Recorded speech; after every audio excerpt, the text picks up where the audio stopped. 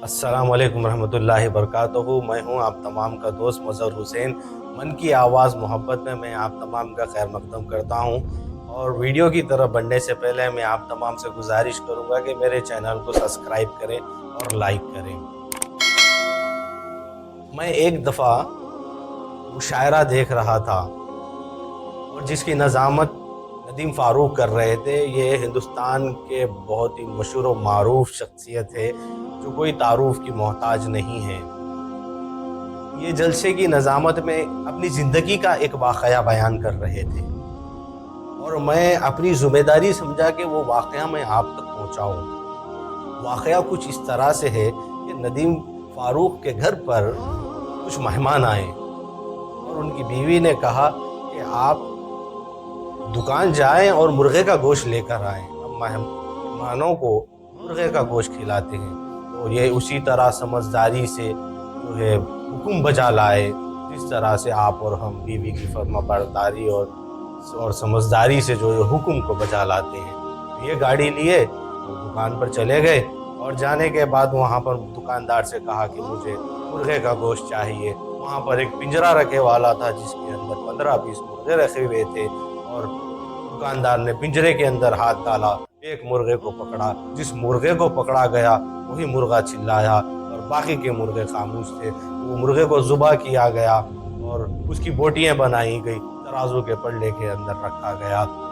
जाहिर सी बात थी एक मुर्गे से तो काम बनने वाला नहीं था, 5-6 मुर्गों की ज़रूरत थी।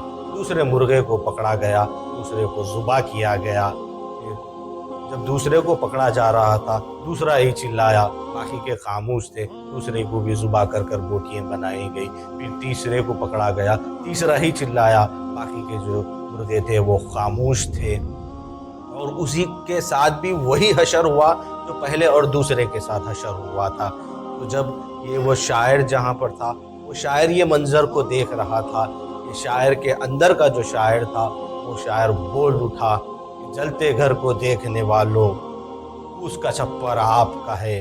जलते घर को देखने वालों उसका छप्पर आपका है। आग के पीछे तेज हवा है, आगे मुकद्दर आपका है। उसके क़त्ल पर मैं भी चुप था, मेरा नंबर अब आया। मेरे क़त्ल पर आप भी चुप हो, आपका नंबर अगला है। यकीनन ये आज हमारे माशरे का हाल है।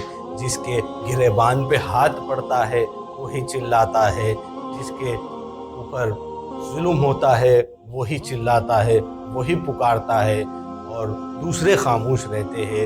यकीनन ये हमारे माशरे का हाल आज यही है। जिसके गिरेबान पे अगर से हाथ पड़ रहा है, अगर से सारा माशरा अगर से जालिम के ख़िलाफ़ अगर से उठ खड़ा हो, तो मैं नहीं समझता किसी जालिम में इतनी हिम्मत हो कि दोबारा वो किसी के ऊपर जुल्म करे। मेरे इस खामोश मैसेज से, अगर से आप खामोश पैगाम से अगर से आप तमाम को अगर से कुछ ना कुछ अगर से हासिल हुआ है तो आप प्यार भरे कमेंट्स करें और मेरे चैनल को सब्सक्राइब करें। अस्सलाम वालेकुम रहमतुल्लाहि व बरकातहू।